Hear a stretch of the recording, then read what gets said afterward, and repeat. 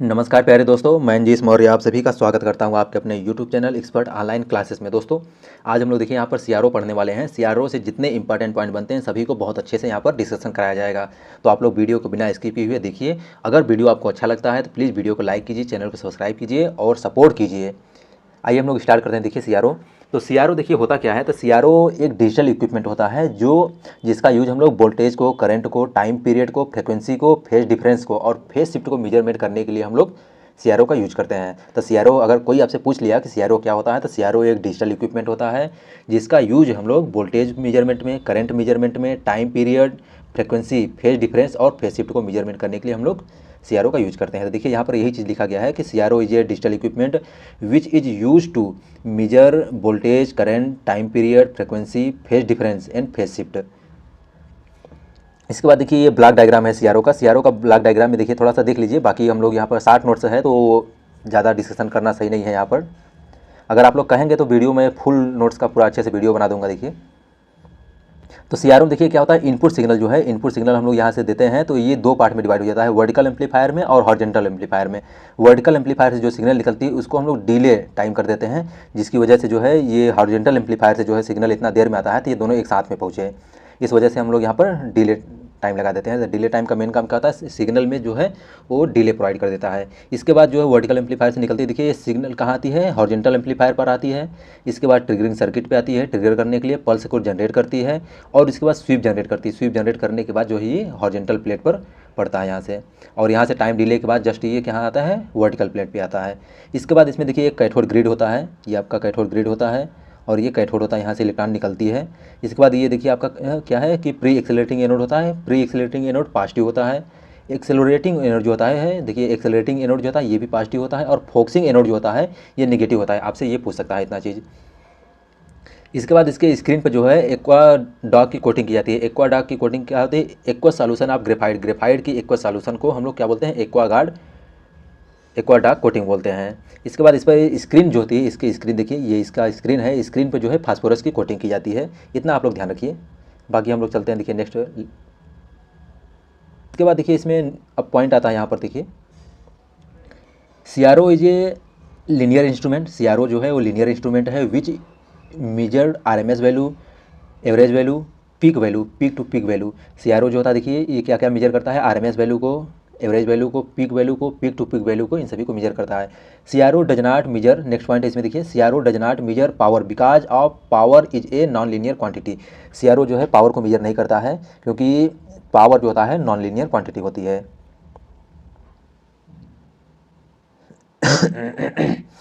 Next point इसमें है, देखिए नेक्स्ट पॉइंट है focusing lens is should be kept in between pre accelerating anode और एक्सेलरेटिंग एनोड। देखिए जो फोकसिंग एनोड होता है, फोकसिंग एनोड का कहाँ रखा होता है, तो एक्सेलरेटिंग और प्री एक्सेलरेटिंग एनोड के मध्य में रखा होता है। और इसके बाद देखिए in CRO electrostatic focusing use for graphical representation. तो क्वेश्चन आपसे पूछ सकता है कि सीआरओ में ग्राफिकल रिप्रेजेंटेशन के लिए जो है कौन सा हम लोग फोकसिंग यूज करते हैं, तो इलेक्ट्रोस्टैटिक फोकसिंग का यूज करते हैं। तो electrostatic focusing is used for graphical representation. Next point है इसमें देखिए in television electromagnetic focusing used for pictorial representation. अगर आपको ग्राफिकल रिप्रेजेंटेशन करना है तो इलेक्ट्रोस्टैटिक फोकसिंग का यूज करते हैं। अगर आपको पिक्चोरियल रिप्रेजेंटेशन करना है, जैसे आप टेलीविजन होता है, टेलीविजन में चित्र दिखता है ना, तो चित्र का मतलब टीवी में जो होता है, क्वेश्चन आपसे पूछ सकता है कि सीआरओ में कौन सा फोकसिंग यूज करते हैं, तो इलेक्ट्रोस्टैटिक फोकसिंग यूज करते हैं। और इसके बाद टेलीविजन में जो होता है इलेक्ट्रोमैग्नेटिक फोकसिंग यूज करते हैं। नेक्स्ट पॉइंट इसमें देखिए कंप्यूटर है, तो कंप्यूटर जो होता है देखिए कंप्यूटर में क्या इलेक्ट्रोस्टैटिक और इलेक्ट्रोमैग्नेटिक दोनों फोकसिंग का यूज किया जाता है। इसके बाद नेक्स्ट पॉइंट है, देखिए इसमें नेक्स्ट पॉइंट है the main screen of CRO is kept high voltage, high positive voltage, so all electron can directly heat the main screen which made of phosphorus coated. जो सीआरओ होता है देखिए, CRO पर हम लोग हाई वोल्टेज रखते हैं, लगभग 1500 वोल्ट होता है, 1500 वोल्ट हम लोग इस पर रखते हैं। तो इससे क्या होता है, देखिए जो इलेक्ट्रॉन निकलते हैं वो डायरेक्टली सीआरओ के स्क्रीन पर जो है हिट करते हैं। इसकी वजह से जब हम लोग क्या करते हैं, हाई वोल्टेज को रखते हैं। इसके बाद नेक्स्ट पॉइंट है इसमें देखिए aqua dark coating is made of aqua solution of graphite to collect the secondary emitted electron. जो एक्वा डार्क कोटिंग होता है ये एक्वा सॉल्यूशन ऑफ ग्रेफाइट का होता है और ये सेकेंडरी इमिटेड इलेक्ट्रॉन को क्या करता है, कलेक्ट करता है। नेक्स्ट पॉइंट है इसमें देखिए डिले लाइन। डिले लाइन का देखिए इसमें क्या है कि delay line is used with vertical amplifier so both signal can be synchronize at same time.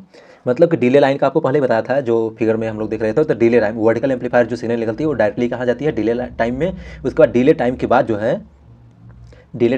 है कहाँ जाती है, डायरेक्टली वो वर्टिकल एम्पलीफायर में पड़ता है। और इसके बाद जो है देखिए उसे सेकेंड जो सिग्नल निकलती है वो हॉरिजॉन्टल प्लेट, हॉरिजॉन्टल एम्पलीफायर, इसके बाद trigger circuit, pulse generator, sweep signal, इसके बाद जो वो हॉरिजॉन्टल प्लेट पे जाती है। इतना टाइम लगता है इसमें, तो इसकी वजह से हम लोग डिले टाइम का यूज़ करते हैं। तो डिले टाइम क्या करता है, दोनों सिग्नल को सिंक्रोनाइजेशन में ले आने के लिए हम लोग यूज करते हैं। नेक्स्ट पॉइंट है in YT mode operation peak to peak voltage frequency of signal, frequency of sweep signal can be measured. Question आपसे पूछता है कि फ्रीक्वेंसी को मेजर करने के लिए या पीक टू पीक वोल्टेज को मेजर करने के लिए कौन सा मोड का हम लोग यूज करते हैं। तो वाईटी मोड जो होता है, वाईटी मोड में हम लोग फ्रीक्वेंसी को मेजर करते हैं। पीक टू पीक देखिए, peak to peak voltage measurement, अगर हमको peak to peak voltage measure करना है तो हम क्या करेंगे, देखिए VPP जो होता है, VPP इक्वल टू, देखिए फार्मूला होता है, इसको ध्यान रखिए आप लोग, NV into vertical dial setting होता है। तो NV क्या होता है, नंबर ऑफ वर्टिकल डिवीजन होता है, ठीक है। तो NV क्या होता है, नंबर ऑफ वर्टिकल डिवीजन होता है, और इंटू वर्टिकल डायल सेटिंग है। वर्टिकल डायल सेटिंग क्या होता है, देखिए वर्टिकल डायल सेटिंग जो होता है, इसमें नेक्स्ट फार्मूला है वर्टिकल डायल सेटिंग क्या होता है। तो वर्टिकल डायल सेटिंग जो होता है देखिए वोल्ट पर डिवीजन होता है। तो वर्टिकल डायल सेटिंग का फार्मूला क्या है, वोल्ट पर डिवीजन होता है। आपसे डायरेक्टली न्यूमेरिकल पूछ सकता है। जो टाइम होता है देखिए, स्वीप सिग्नल जो होती है, स्वीप सिग्नल का टाइम जो होता है देखिए NH into line base setting होता है। तो NH क्या होता है, देखिए नंबर ऑफ हॉरिजॉन्टल डिवीजन जो होता है। तो ये इंपॉर्टेंट है, देखिए इसमें फार्मूला जो है सभी इंपॉर्टेंट है, इसको ध्यान रखिएगा। लाइन बेस सेटिंग जो होता है देखिए, लाइन बेस सेटिंग बराबर टाइम अपान में डिवीजन होता है। लाइन बेस सेटिंग क्या होता है, तो लाइन बेस सेटिंग जो होता है टाइम अपान डिवीजन होता है। इसके बाद देखिए नेक्स्ट पॉइंट है इसमें टी सिग्नल जो होता है, टी सिग्नल टाइम, सिग्नल का टाइम पीरियड अगर आपको निकालना है, देखिए NH पर डिवीजन, NH पर cycle into line base setting होता है। तो NH पर cycle into line base setting होता है। इसके बाद अगर फ्रिक्वेंसी आप निकालना चाहेंगे तो उसी टाइम पीरियड का जो है इन्वर्स कर दीजिए, तो 1/NH पर cycle into line base setting हो जाएगा आपका। नेक्स्ट पॉइंट है इसमें देखिए लिसाजियस पैटर्न। लिसाजियस पैटर्न होता क्या है, देखिए इसमें कि when a sinusoidal input voltage is applied both the vertical and horizontal deflecting plate then waveform appear on CRO screen is called the Lissajous pattern. मतलब कि जब हम साइनोसोडियल सिग्नल को हॉरिजॉन्टल और वर्टिकल प्लेट दोनों पर अप्लाइड करते हैं तो CRO स्क्रीन पर एक वेवफॉर्म या पैटर्न दिखाई देता है। उसी को हम लोग क्या बोलते हैं, देखिए लिसाजियस पैटर्न बोलते हैं। लिसाजियस पैटर्न से देखिए हम लोग क्या करते हैं, Lissajous pattern is use to measurement या find phase angle between two input signal and their frequency ratio. दो सिग्नल के जो है लिसाजियस पैटर्न से हम लोग क्या करते हैं, फेज एंगल और दो सिग्नल जो होते हैं, दो इनपुट सिग्नल के रेशियो को हम लोग फ्रिक्वेंसी रेशियो को मेजर करते हैं। नेक्स्ट पॉइंट है इसमें देखिए it use to accurate measurement of frequency. इस मेथड से जो है एक्यूरेट फ्रिक्वेंसी का एक्यूरेट मेजरमेंट होता है। इसके बाद नेक्स्ट पॉइंट इसमें देखिए the signal whose frequency is to be measured is applied Y plate पे। जिसका हमको फ्रिक्वेंसी को मेजर करना होता है उसको हम लोग क्या करते हैं, वाई प्लेट पर अप्लाई करते हैं।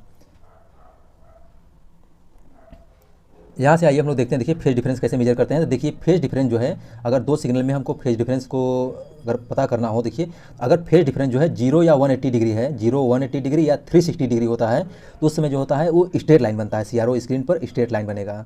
तो ये आप लोग मोस्ट इंपॉर्टेंट है, डायरेक्टली क्वेश्चन पूछा जाता है कि अगर फेज एंगल जो है 0 है या 180 डिग्री है या 360 डिग्री है तो उसमें CRO स्क्रीन पर कैसा लिसाजियस पैटर्न बनेगा, तो स्ट्रेट लाइन बनता है। इसके बाद इसमें नेक्स्ट पॉइंट है, देखिए इसमें यहाँ पर ये दिया गया है, देखिए at 0 phase difference straight line will appear on CRO screen in first and third quadrant. 0 degree phase difference पे जो है CRO स्क्रीन में जो है देखिए फर्स्ट, ये फर्स्ट क्वाड्रेंट हो गया आपका, ये सेकंड क्वाड्रेंट हो गया। तो फर्स्ट और सेकंड क्वाड्रेंट में जो है स्ट्रेट लाइन दिखता है। इसके बाद 180 डिग्री फेज डिफरेंस रहता है, तो 180 डिग्री फेज डिफरेंस के लिए जो है सेकंड और फोर्थ क्वाड्रेंट में जो है स्ट्रेट लाइन दिखता है आपको। इसमें देखिए फेज डिफरेंस अगर 90 डिग्री रहेगा, फेज डिफरेंस अगर 90 डिग्री है तो उस समय CRO स्क्रीन पे जो है, CRO स्क्रीन पे लिसाजियस पैटर्न जो है क्लॉकवाइज एक कंप्लीट सर्कल दिखेगा आपको। तो अगर फेज डिफरेंस 90 डिग्री है तो फेज डिफरेंस 90 डिग्री के लिए एक क्लॉक वाइज देखिए सर्कल यहाँ पर दिख रहा है तो होता है। इसके बाद अगर फेज डिफरेंस 270 डिग्री होता है, अगर फेज डिफरेंस 270 डिग्री रहेगा तो उस समय लिसाजियस पैटर्न जो होता है एंटी क्लॉकवाइज जो है एक complete circle anti clockwise CRO screen पर दिखेगा। इसके बाद अगर 90 डिग्री, इसके बाद देखिए इसमें अगर 0 से बड़ा, 0 से डिग्री से बड़ा और 90 डिग्री से छोटा, या तो फिर 270 डिग्री से छोटा और 300 बड़ा और 360 डिग्री से जो है छोटा रहेगा, तो उसमें लिसाजियस पैटर्न जो होता है इलिप्स आपको दिखेगा वहाँ पर। यहाँ देख लीजिए सबका समरी है, यहाँ पर थोड़ा सा और अच्छे से आपको समझ में आएगा। देखिए अगर फेज डिफरेंस जो है 0 या 180 डिग्री या 360 डिग्री रहेगा तो उसमें स्ट्रेट लाइन बनेगा। तो देखिए 0 डिग्री, यहाँ पर ये 0 डिग्री है और ये 180 डिग्री है और यहीं पर 360 डिग्री भी होता है, तो इस समय जो बनेगी लिसाजियस पैटर्न वो स्ट्रेट लाइन होगा। इसके बाद देखिए 0 डिग्री, 90 डिग्री या 270 डिग्री पर जो है सर्कल बनेगा। देखिए ये 90 डिग्री हो गया यहाँ और ये 270 डिग्री हो गया यहाँ पर, तो ये दोनों क्या बनेगा, सर्कल बनेगा। तो इसमें फाई या थीटा डिग्री पर रहेगा, फाई या थीटा डिग्री पर रहेगा, तो उस समय जो है इलिप्स बनता है, दीर्घवृत्त जिसको हम लोग बोलते हैं इलिप्स बनता है। तो उसके लिए देखिए क्या है, 0 से बड़ा होना चाहिए, देखिए यहाँ से 0 से बड़ा और 90 डिग्री से छोटा होना चाहिए। तो ये देखिए क्लॉकवाइज सर्कल में इलिप्स बन रहा है, रोटेशन क्लॉकवाइज और इलिप्स बन रहा है। इसके बाद जो है देखिए 90 डिग्री से बड़ा और 180 डिग्री से छोटा रहेगा। अगर 90 एंगल जो है देखिए 90 डिग्री से बड़ा और 180 डिग्री से छोटा रहेगा तो उस समय भी क्लॉकवाइज और इलिप्स बनेगा। और ऐसे ही अगर एंगल जो है 180 डिग्री से बड़ा 270 डिग्री से छोटा रहेगा तो एंटी क्लॉकवाइज जो है इलिप्स बनेगा, उसका रोटेशन एंटी क्लॉकवाइज रहेगा और इलिप्स बनेगा। तो ये सभी इंपॉर्टेंट पॉइंट है, इसको आप लोग ध्यान रखिएगा। यही मेन रूप से यही पूछा जाता है, लिसाजियस पैटर्न से अगर आता है क्वेश्चन तो यही पूछा जाता है आपसे इतना डिग्री है तो क्या बनेगा उसका पैटर्न। फ्रीक्वेंसी मेजरमेंट करने के लिए देखिए, फ्रीक्वेंसी मेजरमेंट करने के लिए तो इसमें 2 मेथड होते हैं, एक टेजेंट मेथड होता है, एक इंटरसेक्शन या कट मेथड होता है। तो टेजेंट मेथड में देखिए हम लोग मेन फार्मूला देखते हैं। देखिए इसमें एफ वाई जो है F Y upon F X अब equal to N H upon N V होता है। तो F Y upon F X equal to N H upon N V होता है। तो इसमें देखिए ये फार्मूला होता है इसका, और ये किसके लिए होता है तो इसका कौन क्या होता है देखिए। तो एफ वाई जो होता है अननोन फ्रिक्वेंसी का होता है, अननोन फ्रिक्वेंसी होता है, और एफ एक्स जो होता है नॉन फ्रिक्वेंसी होता है, और एन एच जो होता है देखिए हॉरिजॉन्टल टेजेंट होता है, और एन वी जो होता है वर्टिकल टेजेंट होता है। ये आप लोग जानते होंगे। देखिए जैसे देखिए यहाँ पर एक क्वेश्चन दिया है कि if known frequency is 1 kilohertz then calculate unknown signal frequency for given Lissajous pattern. ये एक लिसाजियस पैटर्न दिया है, इस पर हमको क्या करेंगे देखिए टेजेंट हम खींचते हैं। तो इसमें देखिए वर्टिकल टेजेंट खींच देते हैं और एक हॉरिजॉन्टल टेजेंट खींच देते हैं, ठीक है।